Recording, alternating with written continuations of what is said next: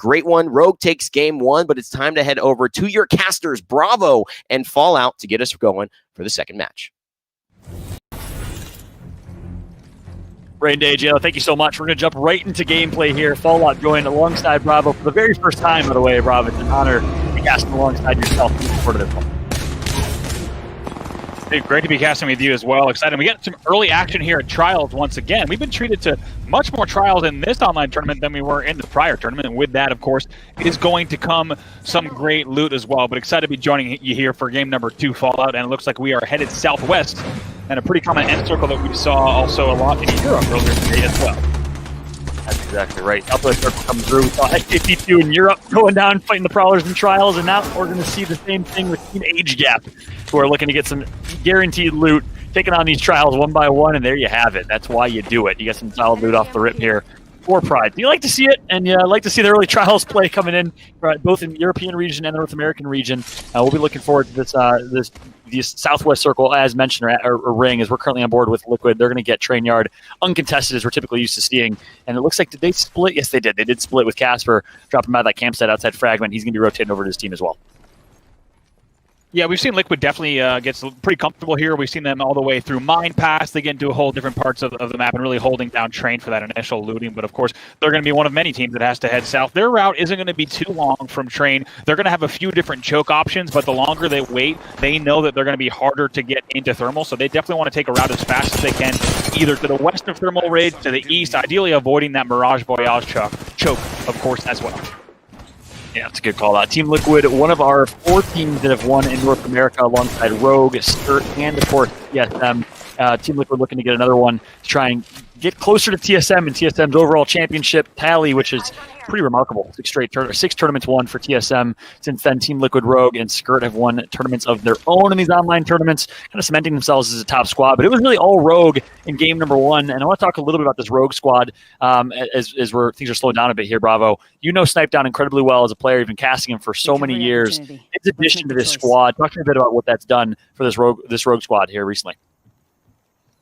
Absolutely. By the way, Little Poggy's finding themselves with early aggression there, as they're going to have to be careful. And we didn't exactly see how that wipe came in, though, but they are now going to be challenged with getting Promo back into the game. But yeah, I love what I'm seeing from Snipedown on this Rogue roster. Of course, known him a long time as a pro player and a good friend. But one thing I'm curious about Rogue, let's keep in mind, first place as their first tournament together, but I believe 9th in OT5, so not certainly the placing that they were looking for there. This is really going to be the consistency question for that side of Rogue. Yeah, so great addition for Snipedown to that squad. Another team that we obviously look out for is Complexity. We all know Monsoon and his story. He was actually quite literally homeless before Apex Legends and has made himself a full-blown career. An amazing story from this individual, and so much love and respect for Monsoon in terms of what he's been able to do with Apex Legends, changing his life. I'm excited to see what Monsoon and Complexity can do, because they're in that upper echelon of teams, but have not necessarily won a tournament yet.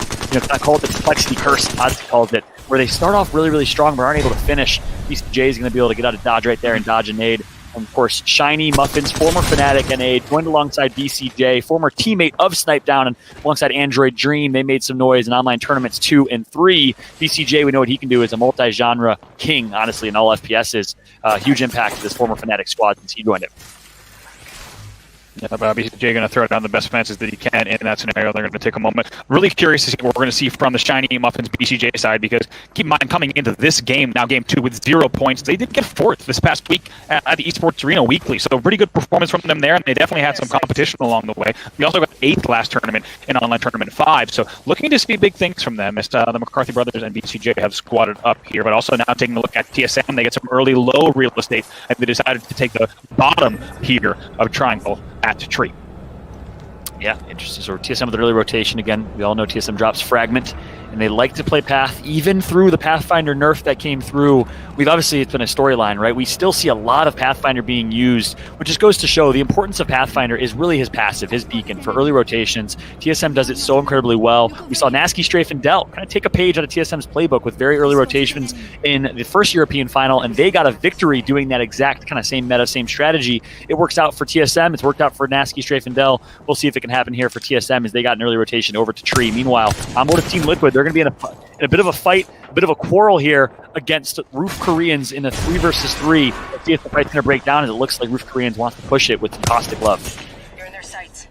Absolutely. Roof Koreans took the train straight, and Liquid certainly saw them there, but Roof Koreans are relatively unscathed as they're able to push in, and they're going to go ahead and grab a little bit of real estate themselves here. But Liquid now also going to be keeping an eye on this fight now. Some good damage coming through, but you have to imagine they want to be careful. They want to get the perfect damage call before they do make that push. Yep, that's exactly right. And looks like they're going to opt instead not for the push, but for real estate, as you mentioned. So they're going to grab control of one of the houses here outside Thermal Station. Liquid's going to grab control of the other. Very well set up right now is Team Liquid, and they're going to be content holding on top of this house, trying to get some long-range poke and damage. Meanwhile, Bowser, playing alongside Nicewig on Team Yeet Squad, is going to pick up a kill. I know we got some Nicewig fans in the chat, and so far, so good for Bowser, who's been an incredibly consistent performer ever since the Apex Invitational in Poland, where he actually subbed in for an Australian team. Showed up in a huge way, played very well as an individual and on that team. Since then, he's made some good noise as part of Yeet Squad in the online tournaments. He's now teaming up with Nicewig, one of the most vocal, best individuals, best human beings, best streamers and pro players that we have in Apex in terms of his community leadership. I'm excited to see what they can do. Currently on board with Bowser, Six, and Nicewig. Of course, Six coming from that Pittsburgh Night Squad, former teammate of Hodsik, one of our analysts. Yeah, 3 players we've undoubtedly not just been keeping an eye on, but have certainly been on our radar throughout the entirety, like you said, since really the beginning of competitive Apex last summer, and now going to be looking for a big performance in game number 2 as well. Just in case you're just joining us, it was an explosive game 1. Rogue with 21 points there in first, TSM in second with 19, and after that it's Noble White, Free Smoke, and Solo Fide a little bit behind. Rogue and TSM has already started to pull away. We'll have to see if they can keep that up, but also getting a first look at NRG, who is also at Tree, and they have their eyes on TSM right now. Yeah, great recap, Brav. It was really the big 2, Rogue and TSM. If you're a fan of those 2 squads, I'm sure you loved game 1, as we couldn't have written a better story, honestly, as Rogue and TSM start incredibly strong. NRG, of course, another team that is well-known, well-loved, a lot of fans for NRG, Frex, Rocker, and Nathan, currently sitting with some nice real estate over towards Dome, and they are putting some shots, over towards Tree, and they're putting some good shots on TSM, who opted for that low ground setup. And Bravo, TSM likes that low ground setup. Sometimes you see a lot of teams just pick the nearest building and control building real estate for pure cover. TSM sometimes opts for that low ground instead. And in your eyes, is there any reason as to why they choose for that kind of a little more open, slightly low ground setup? I think it's really just what Watson has done and did to the meta when she arrived on the scene, right? It really changes the equation. It changes the game. It gets rid of the rule that height is always king, or in Watson's case, queen. It allows you to play low ground when you have that when you have those fences. It completely allows you to control areas that would characteristically in any FPS or BR not be on paper the premium real estate in any given area. So TSM is certainly taking advantage of that, and we've seen that at many different parts of the map. It happens all the time at Overlook. It happens all the time. Yep. As well, even at Train, teams just setting up refinery. We're seeing it here, unsurprisingly, as well at Tree. Perfect. Yeah, it's a perfect breakdown. And Watson, of course, changed the game quite literally when she came into the scene in season 2, and since then has been a mainstay as part of competitive Apex. We typically see a lot of Watson, a lot of Wraith, and of course that third legend has been a little bit of a variable lately. We're seeing some Caustic being thrown into that meta. I know we got some Revenant love in the chat. Let us know in the chat who you'd like to see played that we don't necessarily see played often in competitive Apex. That's obviously for a reason. A lot of these players want the best possible team comp, but I know we got a lot of Revenant love. I know we were looking forward to maybe seeing some Loba, who's obviously been fun to watch, and a great announcement made recently by Apex in terms of overall player retainment since Season 5 started. A lot of people have loved this new meta in public matches with Loba. We haven't seen a whole lot of Loba just yet. I'd love to hear from you guys in the chat as to who you'd like to see added to that third kind of variable spot. But meanwhile, on board again with Lil Poggies, who are actually going to be able to revive their third teammate. I think it was Dino that was down, so a nice recovery comes through from Lil Poggies, a team that we have enjoyed watching for quite the time. Definitely, it was the promo who they're able to get back in the game. They could be killed here because they took promo. And the other ones that instigated this complexity, I believe, and that ult did not hit the way they wanted to. It's not going to be promo who's going to try to peek and do whatever he can, but he is going to get knocked on the grapple as well. So now, Zaniel, we'll see what he is going to be able to do. He's going to have to pop a bat. And Little Poggies instigating there on Thermal Ridge, one of the hardest places to attack. You see it time and time again. Whenever you try to flank, whether you're coming from the west or the east, so hard to hold this.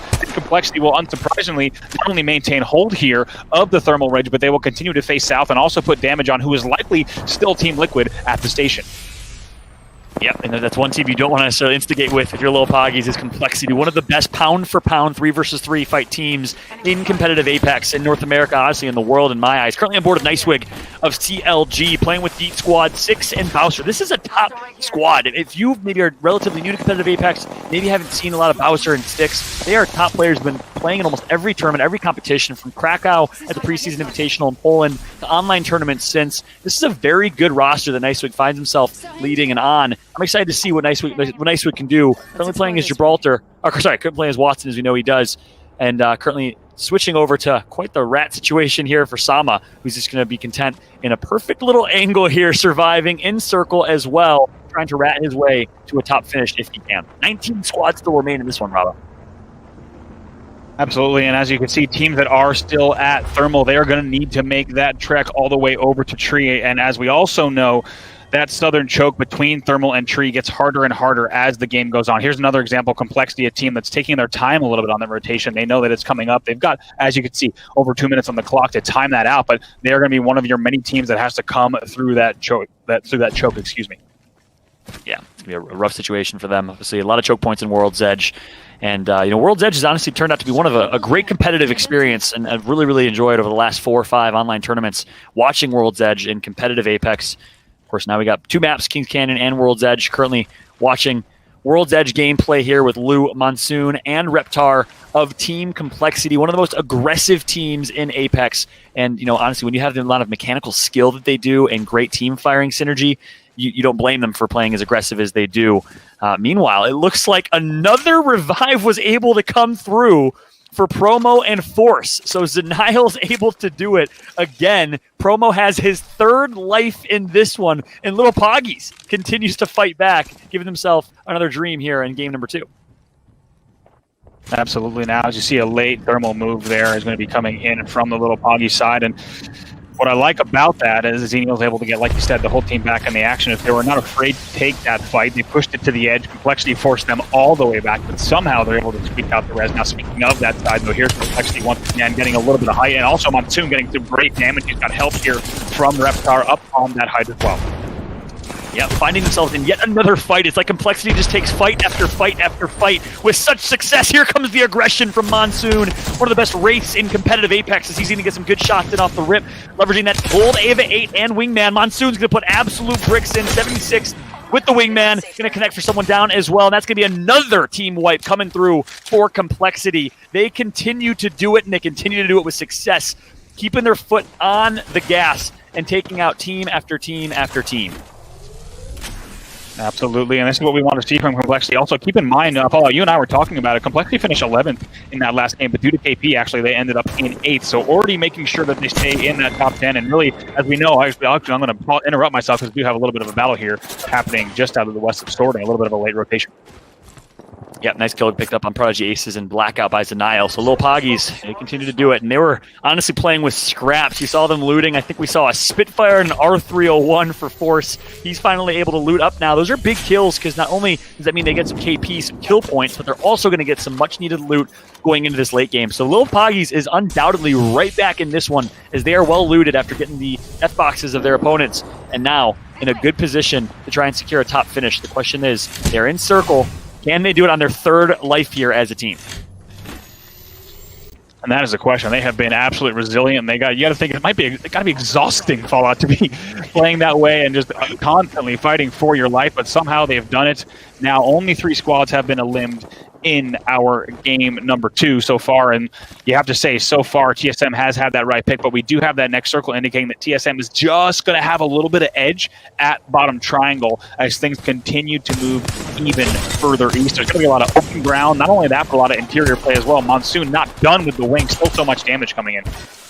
Yeah, you love to see the aggression still coming through for Complexity. Great call out, Bravo, on TSM. They seem to predict so well and so perfectly. Meanwhile, Complexity just to the left of TSM is going to find themselves in a fight here, continuing the aggression, getting some good shots in. They're going to down one. That's Kimchi of the Korean Roof Squad. Roof Korean, sorry, as they're going to find another fight. Good aggression, good shots put in, but Monsoon puts himself in a pretty bad spot here, and that's one thing that he's known, it's going to be criticized on.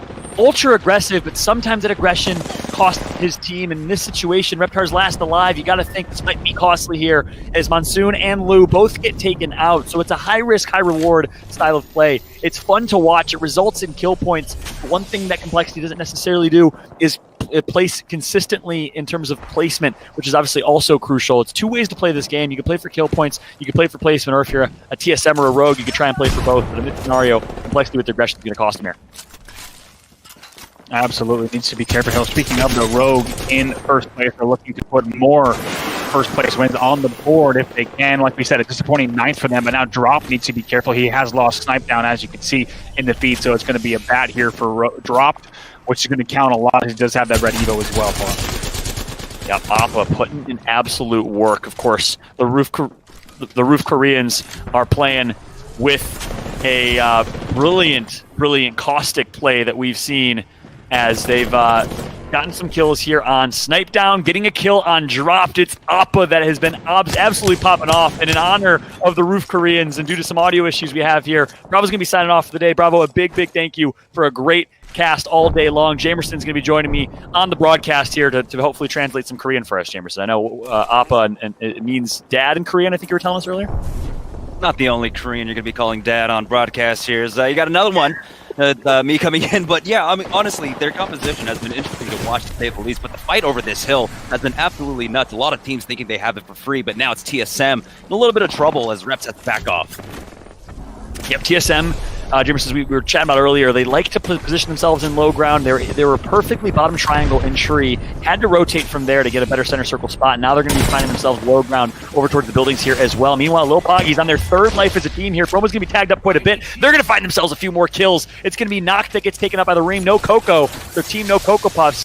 Alongside Noct and Zach Maze are going to get taken out by the likes of Lil Poggy's. Meanwhile, on board with Team Liquid as they're finding themselves a fight. I believe, is this Sam here over on the other side of the map? The NRG, there's so much going on right now. HRN even getting in on this as Arcane is able to take out Nathan. That's exactly right. Currently on board with Frex of NRG. Rocker, who got himself an Evo shield really early in this game. He's going to play with a little bit of a push here. Drops himself a portal for his teammate to get a revive. Beautiful team portal to secure himself a team revive. Take notes if you're an aspiring competitive player in Apex. That's how you want to play Wraith. Support your teammates in certain scenarios as all of NRG back up and alive here, getting some good shots in cross now. They've got the slow side of the circle to work with along with this high ground, so this is their opportunity to really come up with a lot of kill points here. They've got the ultimate high ground. Every other team is going to be fighting on the low. There should be very few people shooting at them, so it should just be fire at will for the NRG squad. Yeah, it's a firing range at this point here. It's looking like a good situation for NRG, looking for some cannon fodder cross map. Meanwhile, Saucer, former member of the Flying Saucer squad, I believe with Nathan and co, who are now on NRG, currently waiting to revive his teammate. Maybe he doesn't want to make too much noise. Maybe he's just trying to kind of wait for an ideal situation here, Jamerson. You definitely do want to wait out just a little bit, especially as the ring is going to close there. So that maybe that little bit of sound can obscure it for them to try and get the res at this point. But that patience, they might be waiting a little bit too long as we're now down to 9 squads. 25 players remaining here, but NRG once again with such a dominant position. We can see even on the southeastern edge here, Lil Poggy have to take the fight. They're going to try and get the KP, but they've taken so much damage. Yeah, and a lot of damage in the big fight. Of course, worth noting, Team Liquid got taken out as well. Meanwhile, back on with force here of Little Poggy's doing everything he can, but he's finally going to get taken out. That's going to be it for Little Poggy's run. A valiant effort considering where they were a little bit earlier in this round. Meanwhile, you said it, Jamerson, NRG in a perfect situation right now. It is an absolute firing range. It's like shooting fish in a barrel right now for NRG as they are just raining down a parade on their opponents.